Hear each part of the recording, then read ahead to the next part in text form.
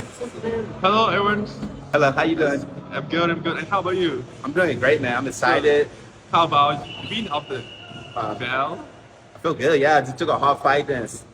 La Tribe, and it was a difficult បាទ fight. ខ្ញុំពិតជាមានអារម្មណ៍ថាសប្បាយរីករាយក្នុងការបានខ្សែក្បាត់មួយនេះហើយដៃគូរបស់ខ្ញុំឡាវចត្រាគេពិតជាល្អប៉ុន្តែខ្ញុំដឹងពីរបៀបវាយជាមួយគាត់ Fight in Cambodia. I would love to fight in Cambodia.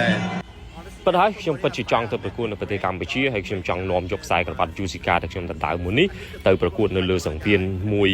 ដែលខ្ញុំប្រកួតនេះនៅប្រទេសកម្ពុជាហើយខ្ញុំពិតជាចង់ប៉ះជាមួយនឹងកីឡាករម្នាក់ដែលប្រកួតគូមុនខ្ញុំបាទតែប្រកួតគូមុនខ្ញុំទទួលបានជ័យជំនះនិងបានខ្សែក្បាត់ដូចខ្ញុំនេះខ្ញុំចង់ប្រកួតជាមួយគាត់នៅទឹកដីកម្ពុជា That would be coming to Cambodia with a belt to defend it. ប្រកាសណាខ្ញុំនឹងទៅប្រទេសកម្ពុជាជាមួយនឹងខ្សែក្រវ៉ាត់របស់ខ្ញុំនេះហើយខ្ញុំនឹងដាក់វានៅលើសង្វៀនដែលខ្ញុំប្រកួតមុននេះឲ្យកីឡាករដែលខ្ញុំចង់ប្រកួតជាមួយគឺប្រកួតគូមុនខ្ញុំគឺខ្ញុំនឹងធ្វើការប្រកួតជាមួយគាត់ដោយដណ្ដើមខ្សែក្រវ៉ាត់យូស៊ីកានេះនៅលើទឹកដីកម្ពុជា He's down for a fight. Okay. បាទជំរាបសួរបងប្អូនយើងបងប្អូនបានស្ដាប់ហើយអេលវ៉ាន់ប៊ូតុនគាត់និយាយថាគាត់សប្បាយចិត្តក្នុងការបានខ្សែក្រវ៉ាត់យូស៊ីកាហើយគាត់ថាឡាវចត្រាពិតជាល្អប៉ុន្តែគាត់ដឹងអំពីក្បាច់ឬក៏ចង្វាក់ដែលត្រូវយកឈ្នះឡាវចត្រាបានហើយគាត់និយាយមួយទៀតគាត់ថាគាត់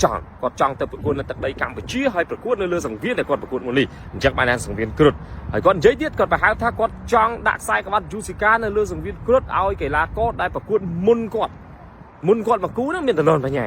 បាទគាត់ថារៀនខ្ពស់ហើយប្រកួតមុនគាត់អញ្ចឹងមានតលនបញ្ញាអីយយមានបោះប្លង់បោះផ្លែបងប្អូនយើងអញ្ចឹងគាត់ថាគាត់សរុបសេចក្តីមកគាត់ចង់យកខ្សែក្បាត់យូស៊ីកាទៅដាក់នៅលើសង្វៀនគ្រុឌគុណខ្មែរនៅក្នុងប្រទេសកម្ពុជានៅក្នុងព្រះរាជាណាចក្រកម្ពុជាហើយដាក់ឲ្យលនបញ្ញាប្រកួតជាមួយគាត់ដើម្បីទៅដើមយូស៊ីកាអញ្ចឹងបើលនបញ្ញាបានលនបញ្ញាប្រកាសជាមានយូស៊ីកាពីរខ្សែបាទឥឡូវយើងទៅស្ដាប់ចំណាប់អារម្មណ៍របស់ឡាវចត្រានិងលនបញ្ញានេះថាតើគាត់និយាយបែបណាអំពីអេវ៉ាន់ប៊ូតុនដែរ សម្រាប់ខ្ញុំសុំមុនបញ្ញាតែចាញ់នេះអត់ដឹងទេតែចង់វាយបាទ ហើយដាក់ខ្សែក្បាត់អាយូស៊ីកាទៅដើមនៅទឹកដីខ្មែរ បានអូខេ អញ្ចឹងចត្រាចង់ជួបរបៀប បាទ បាទដំបងឡើង ដៃចង្អុលមេឃសៃទូដល់ទេវតាខ្ញុំលំវាយលើកនេះឲ្យគូប្រកួតបាស្វាខ្ញុំលើកដៃប្រណំលំលឹកគុណលោកគ្រូថាសុំបល័យលោកគ្រូប្រាប់ដាក់ឲ្យយន់គៀថាមហាកម្លាំងឲ្យចុះស្ថិតឲ្យខ្ញុំមានរដ្ឋចេស្តាអគីទេពភ្នែកទឹកចូលមកជួយបោះសមាយគូប្រកួតខផ្លាច់ក្បាច់គុណខ្មែរអស្ចារ្យទម្ងន់ជើងខ្ញុំខ្លាំងតតតែបាក់ស្បាក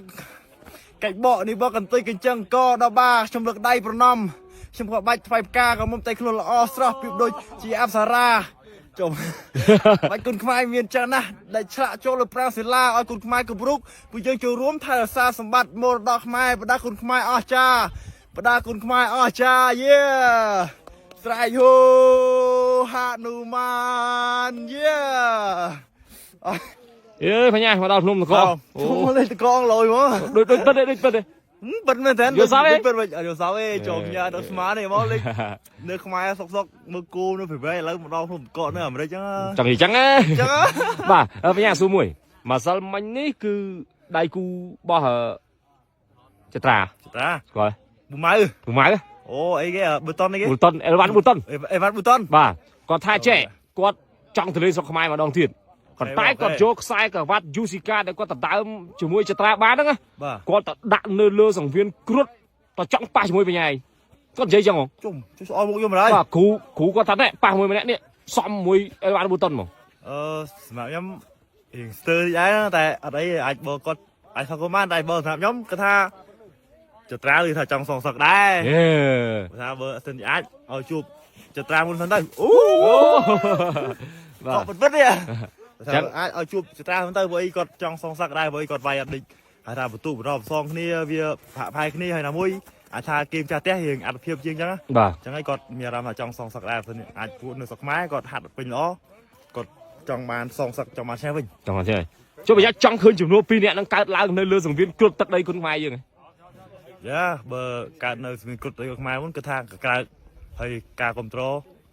វាផ្ទុះដែរ បាទ បាទ ពួកគេយកខ្សែក្បាត់ពីអាមេរិកទៅយើងទៅដើម បាទ បាទ អូខេបង ទូមកនេះ ទូ ចុះប៉ះនេះជាលើកទី2ចត្រាគាត់បញ្ញាគាត់ ទី2ខ្ញុំគិតថាអេវ៉ាតុនតា45ឯងចតាអាច55អាចដល់60ទេ អរហុកទៀតបាទចិត្តខ្សែ60ដែរ ព្រោះនៅទឹកដីយើងកម្លាំងល្អជាងយើងមកនេះយើងហោះមកឆ្ងាយ បាទ ហើយនៅទឹកដីយើងដេកចាំបាយស្វៀបយើងល្អជាងនៅអាមេរិក ចង់ជឿជាក់អញ្ចឹងណា បាទ បាទគុណច្រើន បាទ